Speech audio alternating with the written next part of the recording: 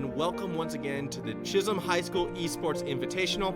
My name is Max Formal von Neumann. I'll be joining you solo for our first game today. Hopefully we'll return to our dynamic duo as the afternoon progresses, but it's the last day of group stages and we are jumping straight into it with the Maroons taking on St. Francis. Now, coming into this, the Maroons, they are currently looking at a top 2 finish, wanting one of those higher seeds as we get ever closer to our big final day at the University of Queensland.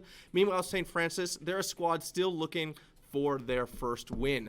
It's going to be a tough one for them. The Maroons have been looking very good these past few days. As you can see, we are also already into picks and bans, and to really no major surprise, a lot of these bans are not really going to be too focused on meta. Instead, we're going to be seeing people targeting more for the comfort, trying to throw off their opponents, because considering the skill level that these teams are at, you're not going to be running your meta picks. They're going to be playing what they're accustomed to, and by throwing them off their game, it's very easy to get a competitive advantage in that facet. I'm actually a little bit surprised, though, already taking a look at some of the Maroons bans. I'm seeing the Diana and the Akali being taken away, as well as Kane. A lot of these are very high skill level champions, which in the right hands can be very disruptive, and that actually has me a little bit excited, really, for what St. Francis can bring. Now, it should be worth noting, it is the Maroons on the blue side, St. Francis on the red side in this one. So they've actually mixed up the sides from what we were initially going to be expecting. That's A-OK. The first pick, however, the big priority one, will be the Tryndamere for Waffle Wizard. Now, Tryndamere is something that Waffle Wizard is known a bit for playing. He likes to either go split push or hard team. Tryndamere, you can't get much more split push than this. Especially if he just continues to go with that Ignite. I'm curious to see if that'll change to Teleport or not. That tells me he's definitely thinking he's going to dominate lane. The response, though, will be an Aatrox and an Echo on the opposite side. So Jake the Finesser will on that Echo, it looks like 50 Shades. Possibly could be going the Aatrox. It might get flexed to friendly in the mid lane. I'm curious to see where that one goes. I feel Aatrox into Tryndamere might be a tough match, especially once we get past level 6. On the opposite side, though, Kindred was once again left up for Microlag. He's been a bit of the star for the Maroons so far in this tournament, so no-brainer, that will get locked in for the main carry of the squad. Now, Malfunction, he's been an interesting one. As of late, he tends to be playing a bit more for the team, less of that solo outplay, but in a matchup that favors him, I wouldn't be surprised if he tries to, flex his skill set a bit more, or he will play it safe. The Vladimir, strong pick, safe pick. Not the most mechanically difficult champion, but definitely something that he should be able to have success with. I'm liking this Veigar hover in response, although it's not necessarily the best matchup into a Vladimir. For friendly, it's again a safe pick, something he could scale on, get into that late game hopefully, and maybe start to sort of one-shot Microlag or one-shot Malfunction if they aren't fast enough on those reflexes for the abilities. Sanguine Pool as well as Lamb's Respite each could stop a Veigar all in, but if the Event Horizon connects, they might not have time to drop that. So off the bat, the other interesting thing to note in this game is everyone does appear to be picking their roles. We're not seeing too much of the swap around. I have mixed feelings on this. While it does ensure that you have the wide champion pool available to you, it does leave bot lanes open to those major counter picks, and given the current state of the meta, a lot of times I don't really see as bot lane being a primary focus for teams. It's usually something you want to lock in early, especially considering the state of AD carries. However, again, we are playing more for comfort than hard meta, and also usually in lower elo games when we're not looking at, world's quality G2 versus Fun Plus, AD carries do tend to have a larger impact on the game, so I'm curious where they go. Kim Chisu going to opt for the Lucian in an insta-lock misfortune for Olive Tree, so something he's feeling very confident on. The small boy hovering this Galio right now. I'm actually a bit surprised by both of these AD carries. Again, we are in hard comfort zone. Normally, you'd expect to see champion picks like the Kaisa or the Xayah, fun alliterations for myself. Instead, Misfortune and Lucian. I do like Lucian Thresh. That is a very lane-dominant duo.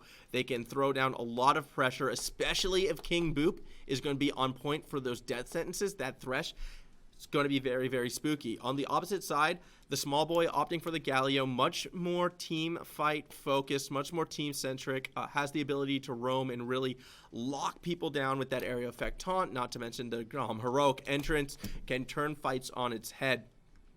Something I particularly like, actually, about the red side in this one, so the underdogs, St. Francis, they need, I feel, to have a hot start, as you typically do when you are a team playing from behind.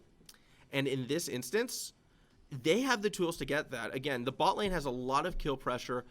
Echo, as a jungler, can start ganking level 3 and really start to snowball things in his favor as well, especially when you consider Kindred, typically a jungle that doesn't get going until much later in the game. Same with Vladimir, same with Tryndamere. So it will be largely a case of early game versus late game, with the early game being on the red side, the late game being on the blue side for the Maroons. But, and here's the key, and why I really do like the team composition coming out of St. Francis, it is that Veigar. So it is a bit of late game insurance. The only issue I have with Friendly is that I feel he's going to have a hard time shutting down a lot of those solo lane targets. I think Waffle Wizard and Malfunction, as well as Microlag, really should be fine in regards to Friendly. But if Friendly is able to sort of one-tap Olive Tree and just sort of explode him with the Primordial Burst, definitely could be a hard time for the blue side. But later the game goes, I do feel the stronger the Maroons are going to be, coupled with the fact that I do believe they are the more mechanically skilled team. I think they might have an easy job getting to that late game and might even have a strong early game as well based on pure mechanics alone, in which case it is going to be a hard time for St. Francis. Though, before we get too deep into this game, obviously we are waiting for that spectator delay, so another 2 minutes and we'll be in. I just want to bring attention to the table as a whole, because this is the last day of groups. And moving forward from here, the top 4 teams will be playing at the University of Queensland, competing for that championship. At the moment, it is SPCC and Maroons. They are the top 2 teams, so they are looking in the best position. Again, a win here for the Maroons guarantees them that trip to the University of Queensland, and given what we've seen, I am favoring them. But it's all the other games and teams that are really quite interesting. Just running it through right now, Trinity is currently playing SPCC. Trinity currently sitting at a 3-3 record. A win puts them in a very good chance to at least get a tiebreak, but even though they're against SPCC, who are the favorites, it does appear as if they might be playing a 4v5. So there's a real chance for Trinity to sort of make a late game run. Similarly, the other big match is STMC taking on St. Eugene. Now, this is the battle between the team currently in 3rd and the team in 5th. St. Eugene have a tough run ahead of them. They have to get through both STMC and the Maroons for a chance to make it to the tiebreak stage. But if they're able to do that, and starting with that win against STMC, they will be in a very good position to actually make that big push. And if the Maroons were to, let's say, fall in their second game of the day to this team, then all of a sudden you are almost looking at a potential for like a 4-way tie. Definitely a lot of crazy scenarios that can happen. Obviously, St. Eugene, they're not done unless they win out, but they definitely need to beat STMC, because if STMC loses this game, I believe their next match is against Chisholm Green, which is going to be the next match we stream. They drop both of those games. St. Eugene loses the first one, but then somehow beats the Maroons. All of a sudden, they might be able to squeak in that way, unless, of course, Trinity wins, in which case, then St. Eugene, STMC, they're each out, and Trinity is the team that kind of slides on through. So, needless to say, there's a lot of fun scenarios that can happen in regards to who qualifies for these final 4 spots. I will be keeping you up to date as the day progresses. Hopefully, we will get results, before our second game, and we can get a clearer picture when we move into our second round matches. But back to the match at hand. Once again, it is the Maroons on the blue side taking on St. Francis on the red side. Always fun to take a look at some skins. I've already said before off stream that I think King Bob wins the best name, but if we're going to play the best skin award, I have to lean towards probably Super Galaxy Kindred. I know this is very important. These are the things that decide games, but when you have a solo caster and no one to bounce ideas off of, guess what? Not only am I going to banter with myself, but I'm going to make grand projections and statements that all of you will have to accept as fact moving forward. So Super Galaxy Kindred gets the best skin on Microlag, arguably the best player on the Chisholm Maroons. I'm sure that's going to be great for his ego, but he has played like it and he has earned it thus far. That said, we will be loading onto the Rift just now. So gameplay is about to begin. As expected, I am still sticking by a Maroons prediction to win this game. I think something I am going to be keeping an eye on, though, as I usually do when there's a team heavily favored, is how clean they can make this look. How easy will this be for the Maroons? Because on paper, this should be a chance for them to show off how they play as a team, how they are concise, how they will make little mistakes. For St. Francis, this is a chance to essentially throw that proverbial wrench into the works, disrupt the better team as much as possible, maybe get themselves an early lead, maybe snowball it. Upsets can happen. I am by no means writing this team out, and I'm excited to see what they will try to do to throw their opponents off balance.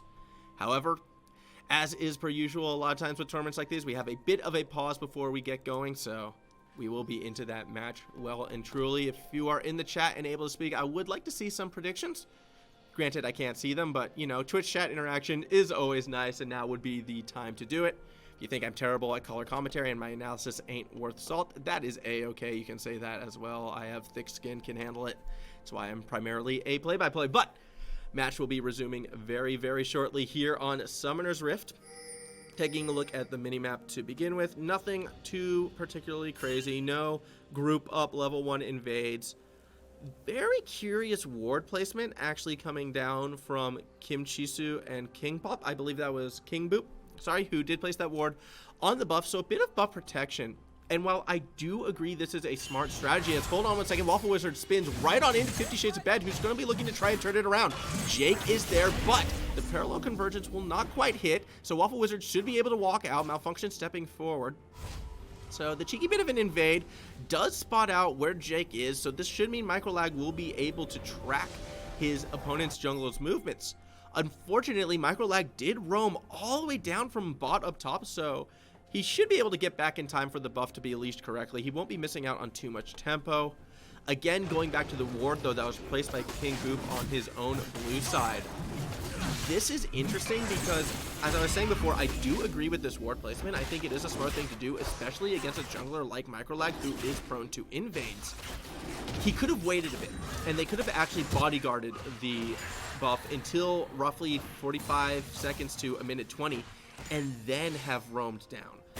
Doing something like this means that, you know, you get more value out of the ward in case it's a delayed invade out of Microlag, who actually at the moment has his eyes more keen on stalking that bot lane.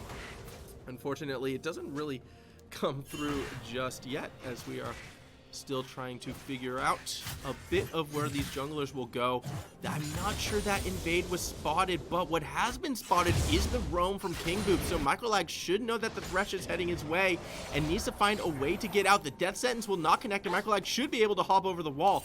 This is fantastic for Olive Tree because this is time where he gets to farm that bot lane uninhibited. That is missed experience going over to Kimchi and King Boop, so a great invade provides great distraction and already a small advantage for the Maroons. I'm curious to see how they will start to play off this advantage moving forward. But on the opposite side of the rift, Jake, recognizing that he has been invaded, is looking to do a bit of a counter jungle of his own. Might actually get caught out. This is beautiful. Malfunction actually shoved the lane in before roaming down to help out his jungler, and Jake is the one who's in trouble now. Has to flash over the wall, but the follow-up flash from Microlag is there. First blood will be secured for the Maroons, and this has just been great communication, great team play coming out of the Maroons. They've predicted the enemy movements. They've taken it into consideration before making their own strategic plays, and as a result, they do get themselves that first blood, that early lead, and very mature game coming from the Maroon side right now. I'm super impressed with how that first 3.5 minutes went. Now it's going to be back on to, you know, St. Francis to see how they will respond up top. You know, it's a bit of a 1v1, and Waffle Wizard will cut down 50 Shades. I was, you know, kind of letting that go, expecting 50 Shades at some stage to flash away. Unfortunately, not really aware of the champion limits. Aatrox is not going to win that 1v1, especially if the vitals from the Q are not connecting. So Waffle Wizard picks up an easy kill for himself in the top lane, and we're not done yet. Friendly Asian Kid in a lot of trouble. The Event Horizon does not actually get the stun onto Microlag, so he will pick up his second kill. And 4 minutes into this game already, we are looking at a 3-0 lead in favor of the Maroons. That gank was just a case of, unfortunately, not enough protective vision around the Veigar, and the stun did not connect, so not much he could have done for Friendly. Did hold on to Flash. I'm happy that wasn't burned, as we are hitting a pause in this one.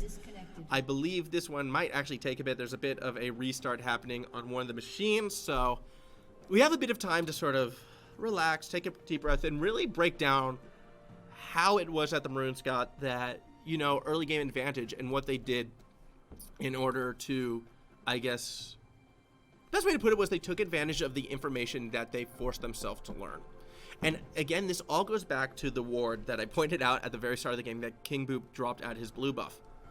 Because microlag was spotted on that ward at the tail end of it, it did mean that King Boop thought, okay, we can roam up and secure this kill and punish this invade.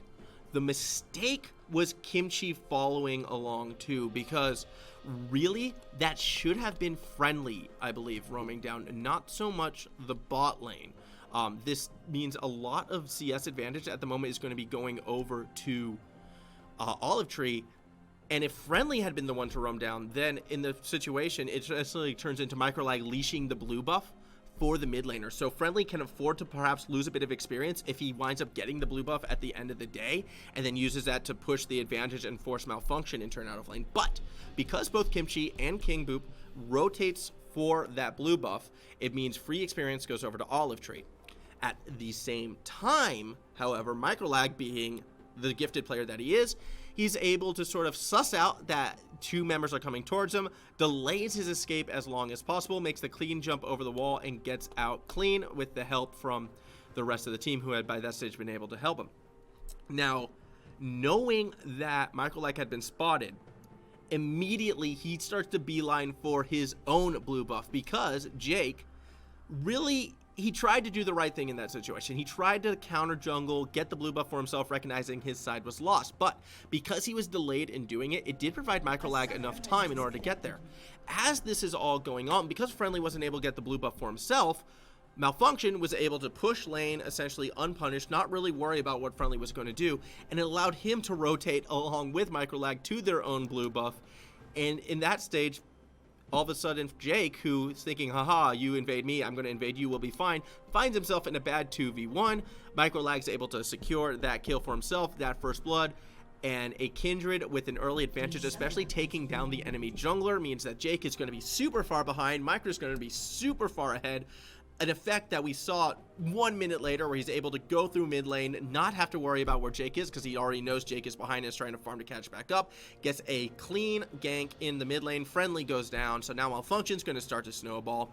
As this is happening up top, Waffle and 50 Shades are going at it. 50 Shades not really understanding the damage capabilities that an early game Tryndamere can put out, especially with that lethal tempo, so he loses the 1v1. Waffle Wizard earns himself his own advantage without the use of his ignite, so really there is not much 50 Shades can do in that lane if he steps forward too much at all. He will go down to this Tryndamere.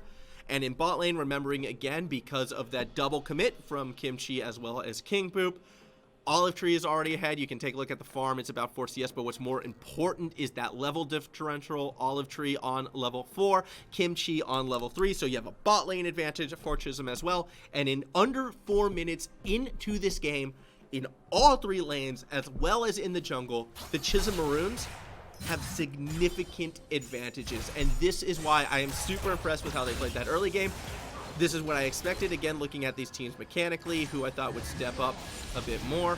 And already we are back into this match, and I can see more advantages going Chisholm's way, as the first mark was on the Scuttlebug on the side that microlag happened to be. Again, you can't control this by taking out the Scuttlebug on the other side before the mark comes through, which microlag was able to do. So it's a double Scuttle start, as well as 3 buffs for microlag and 2 kills.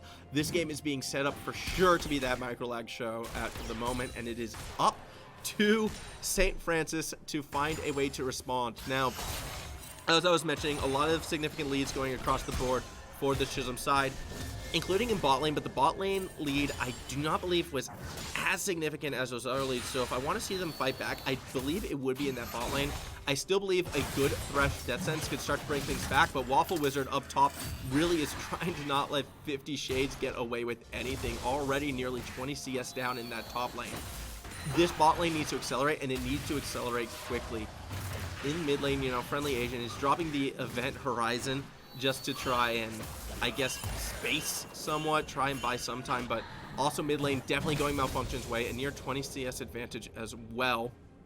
So Friendly struggling in that mid lane. Obviously, the 2 assists going over to Malfunction definitely helping that situation. As you can see, Microlag already doing a bit of invading. Friendly did try to disrupt the mark, has to drop the event horizon defensively, but Microlag's just very patient.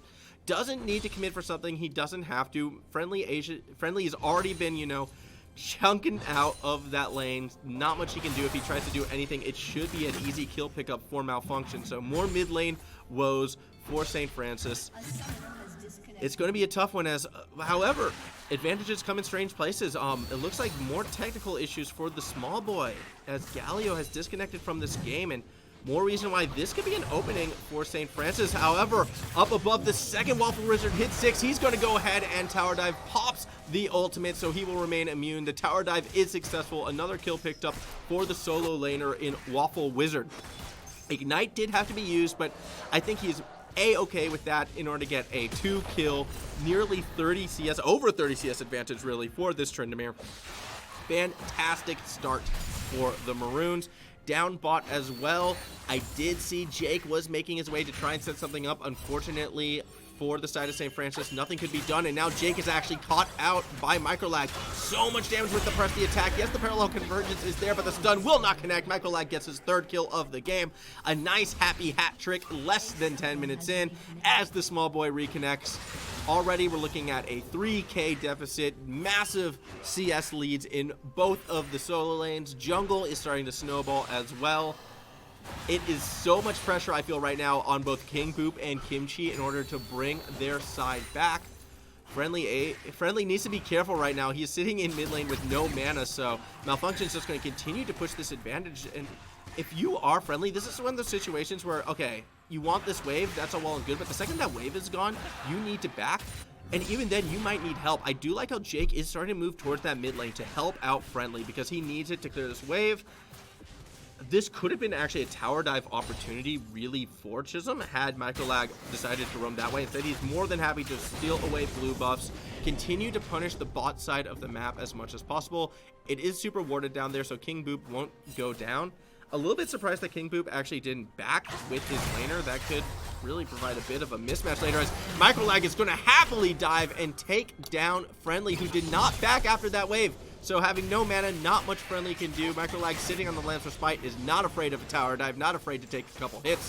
4 kills already for this jungler as Snowball is definitely in effect. Now 50 Shades is the one who needs to be a bit careful. Malfunction is roaming up top as Microlag has found Jake yet again. Lancer Smite is available, so Microlag should be feeling super safe. Up top, the tower dive is in effect. The Sanguine Pool is going to help Waffles that tower aggro around. The ultimate is used to buy Waffle Wizard some time, but 50 Shades is doing a great job buying a lot of time. Will actually survive this tower dive. Meanwhile, down below, Microlag will get that last shot with the arrow. Up top, the kill secured. 2 kills across the map for the Chisholm Maroons as the snowball again keeps on rolling on. The second tower dive was successful up in top. I do admit, like, I think they could have juggled the tower aggro a bit better. It was a little early on the Sanguine Pool from Malfunction. Friendly, though, has made his way up top. Is going to try and stop Waffle Wizard, who does not have ultimate. Malfunction is still around, so Friendly has to flash to get away. Takes a tower shot, is Waffle. Malfunction still looking for it. Gets that last auto and pulls away to safety. Yet another kill secured for the Maroons, and this is just turning into a nightmare situation for St. Francis, not really able to get much going. You can take a look, a 4-level differential right now between Waffle Wizard and Jake. So even though Jake is healthy, he does not want to go near this Tryndamere. Meanwhile, behind both 50 Shades and Jake, there is a microlag, so I expect another play to happen. Lancer's Fight is available, so the tower dive is most certainly an option, especially if Chisholm plays around microlag positioning. Smart move by St. Francis. They're going to go ahead and concede this tower because it is far too risky, at least until Friendly shows up, who is making his way towards the tower now. Malfunction's just going to be sitting way in the wings in case St. Francis tries to do anything. At the end of the day, though, unfortunately for the Maroons, the wave does crash and burn, so they have to wait one more. This buys a bit more time for a reaction coming from St. Francis, but Friendly has opted to go back to mid lane, get some farm while he can.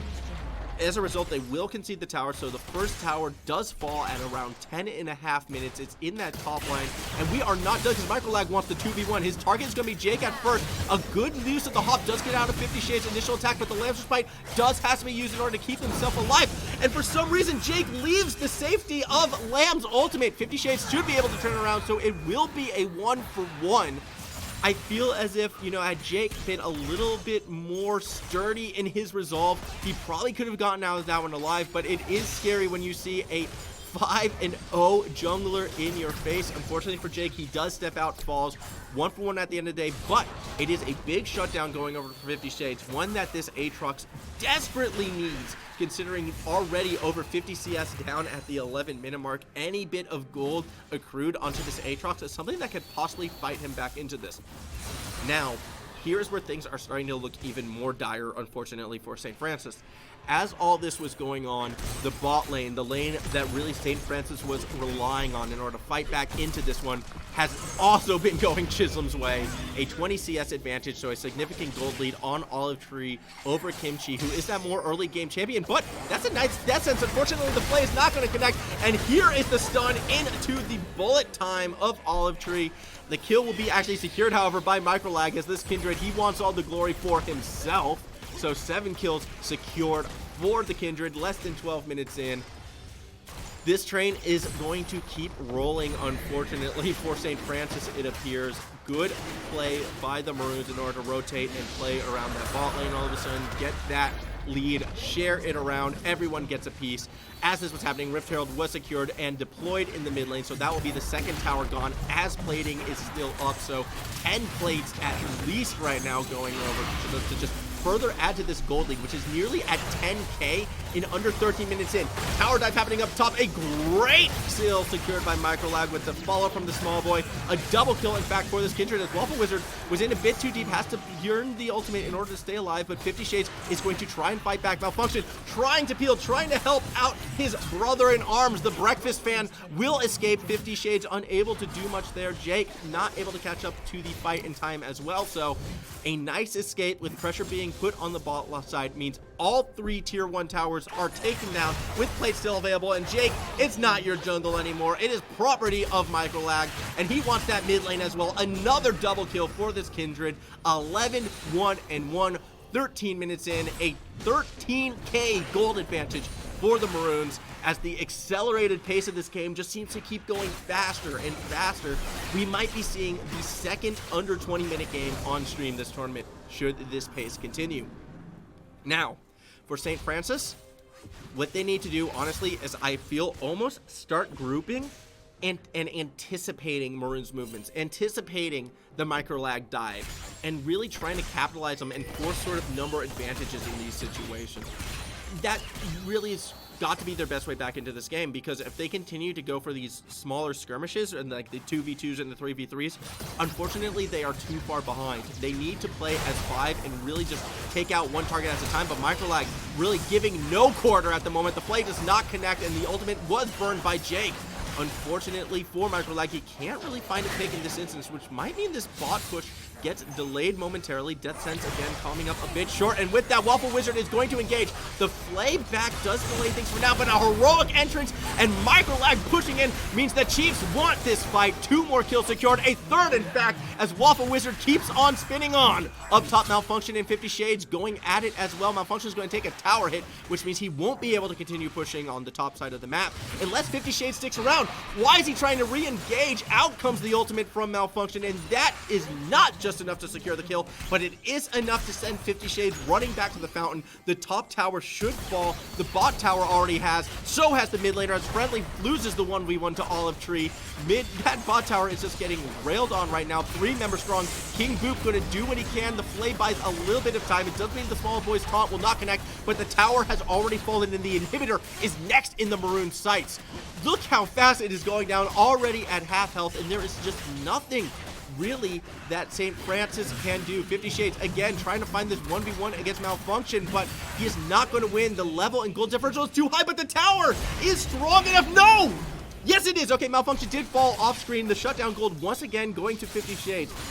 Huge for this Aatrox. Again, just trying to get any advantage, get ever closer to that first completed item. That kid saying, though, that's a good distance on the microlag, but I'm not sure this is the fight really that St. Francis wants. The small boy and microlag are just plugging that hole as bullet time from the other side of the wall decimates St. Francis. A double kill again for microlag. That is his 4th double kill of the game, and all of a sudden those Nexus towers are in trouble. The small boy, a great re-engage, does find Kimji. Nothing 50 Shades can do under the tower. Has to play super safe. Microlag still has the lamps for fight available. Not going to risk it for a tower dive. Teleporting back into the fight is Malfunction, as it appears that the Maroons are looking to set up an ending to this game. Super minions crashing in from down below. That mid tower is being pinged. It will be the Maroons' next target. King Poop stepping forward. He's going to try and find some sort of a pick right now. Desperation for St. Francis. No completed items really across the board, minus the runic echoes on Jake. That's about all they have. Interesting, Event Horizon does catch Olive Tree, but they're not going to commit to the fight just yet. They'd rather just clear out the wave, protect this middle inhibitor at least for now, but they need to be wary. Waffle Wizards up top really creating a lot of sideline pressure, and eventually that means St. Francis is going to have to split up. And as they do, Microlag is immediately on that inhibitor. Yes, there is, your Event Horizon, but it's not going to connect, so Microlag should be able to take the inhibitor down, and with the inhibitor down, that means Malfunction is going to look for the fight. Ultimate forced out of Jake, who retreats back under those Nexus towers. King Boop might be separated from the team, but is actually down below. Jake, the one who's in trouble. Good use of spacing from the small boy to sort of push St. Francis back at least momentarily. Up top, 50 Shades into 2v1. He will get tower dove, and he will fall. 4v5 as the Maroons are looking to end this game. King Boop in a lot of trouble. One more auto's going to do so much damage as Microlag does not get the double kill for this. Malfunction is able to steer it away. One Nexus tower remaining. Kimchi trying to do what he can to clear these waves, but the small boy is really trying to force that final engage. Kimchi gets chunked out so low. I believe that was my Microlag just off camera as Malfunction continues to force and push St. Francis into the fountain. The Nexus is being burst down. Microlag is still going to find a kill or two before this game ends, and the Maroons secure themselves a spot at the UQ semifinals. That's where I would usually cut to my color commentator, or he'll break down what we saw that game. Instead, we cut back to me to sort of really go over what we saw in this one, and that was just a case of a stronger, more experienced team playing a stronger, more experienced game. As I mentioned during the pause, we really saw how the Maroons were able to sort of accrue advantages through team play. And when they had those small advantages, they realized they could take every fight if it's even, or they could be faster to the ball and rotate and force numbers in their advantage.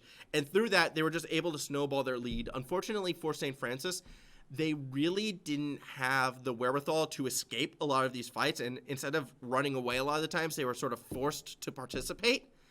And every single time it was a losing fight. Like, there was pretty much no situation, save the couple times cheeky tower dive would go through, particularly from Microlag feeling a bit overconfident or Malfunction that one time. Unless there was gross misplays coming out of the Maroons, unfortunately, St. Francis, they just could never find the fights that they needed to come back into this one. That said, though, if I were to name an ace in this game, I am going to give it to 50 Shades. He was able to find a couple kills, again, punishing some of those overcommits, but he was in the right place to do just that. His lane was hard, but he did, fight back. He fought till the end, and considering he spent a lot of that game under pressure, not just from Waffle, but from either Microlag and Malfunction as well, it felt like a 2v1 in that top lane a majority of this game, and he was still able to find a couple kills in that, so for those reasonings, I'm going to throw the ace his way. If I'm going to name an MVP, it has to be Microlag. I know it's kind of boring to give him MVP time and time again, but he has been that good of a player in this tournament that he keeps earning it. Again, it was his jungle rotation that really put not just himself ahead, but the mid and the bot lane ahead as well. Waffle Wizard, he did it on his own. That's all well and good, but most valuable player is the most valuable player to the team, and when you can put yourself, your mid lane, and your bot lane ahead in the first 4 minutes of a game in such a facet that you can take the game completely over, you're going to get yourself an MVP. So, on that note, moving forward, we still have another game to come, hopefully with a co-caster, but you might still suck with just me. That is A-okay, because our next game will be Chisholm Green taking on STMC. So do not go too far away. We'll be taking a quick break, and when we get back, more League of Legends here at the Chisholm Invitational.